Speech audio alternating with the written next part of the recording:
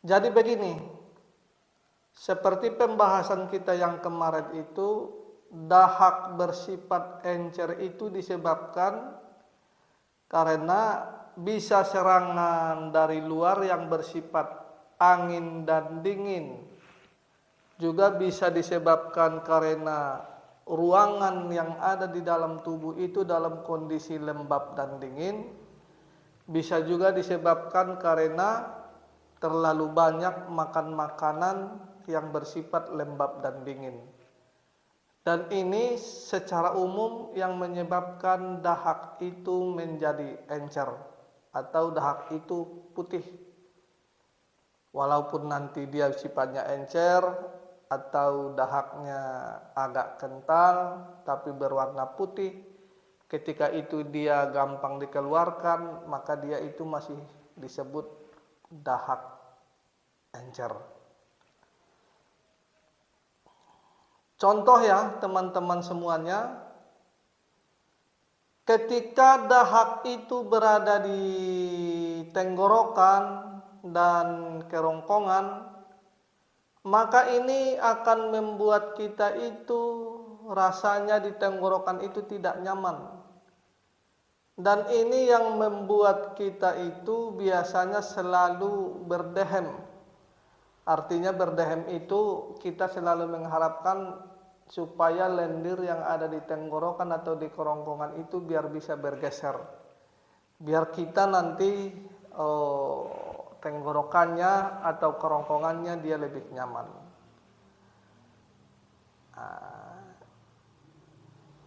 Kasus ini juga sering diketemukan atau sering diketemui pada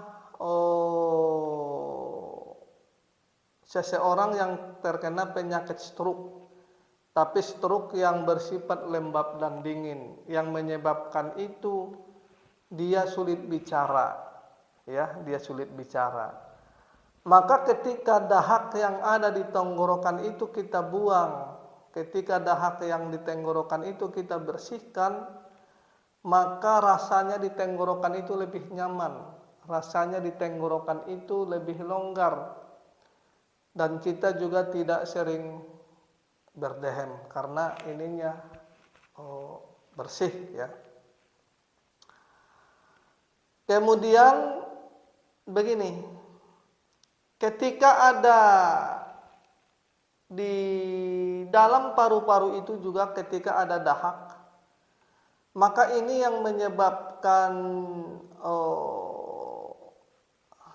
sering batuk, sering sesak, kemudian dada terasa kencang atau dada terasa penuh. Pertanyaannya, ini disebabkan karena apa? Biasanya kalau lidahnya pucat, kemudian ditambah lagi lendirnya basah-basah di situ, biasanya ini disebabkan karena dahak bersifat encer ya. Ketika nanti ketika kita buang dahak yang ada di paru-paru itu atau kita bersihkan dahak yang di paru-paru itu, maka nanti itu akan menyebabkan sesaknya hilang. Dada yang terasa pengap itu juga akan normal. Sesak napas itu juga akan hilang. Kemudian ditambah lagi biasanya satu lagi gejalanya suara parau. Ini biasanya disebabkan karena dahak menyumbat. Kemudian ada lagi dahak itu yang ada di lambung. Maka ketika dahak encer itu berada di lambung, maka akan menyebabkan fungsi lambung itu akan terganggu.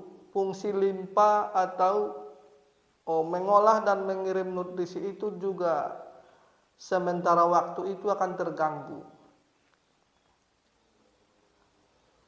Jadi ketika ada dahak bersifat encer di lambung itu, maka akan menyebabkan sering kembung, sering mual, perut rasanya tidak nyaman, terasa enak.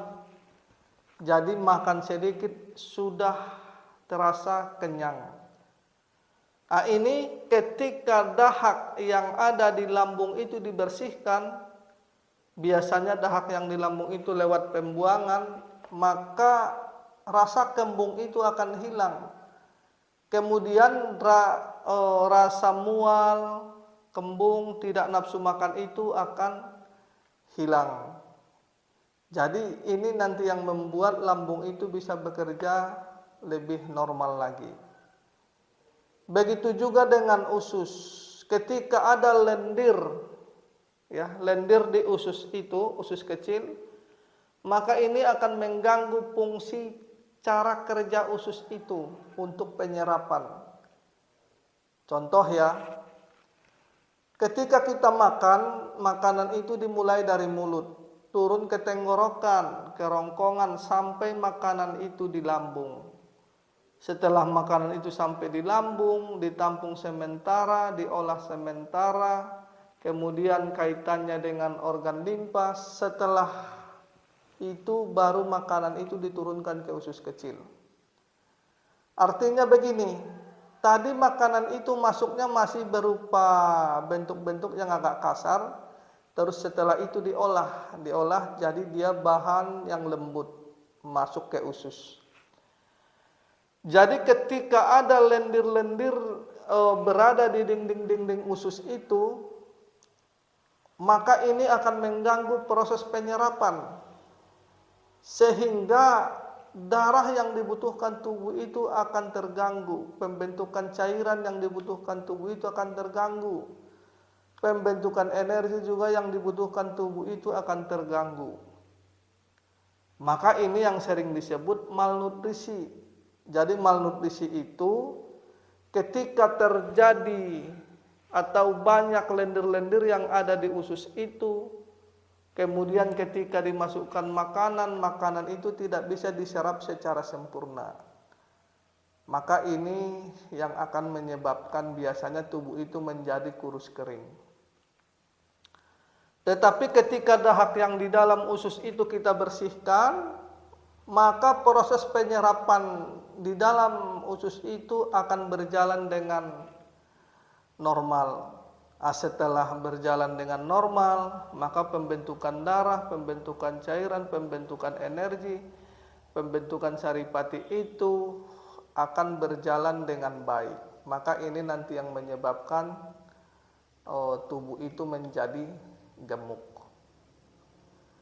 Begitu juga dengan ketika dahak itu berada di dalam usus besar,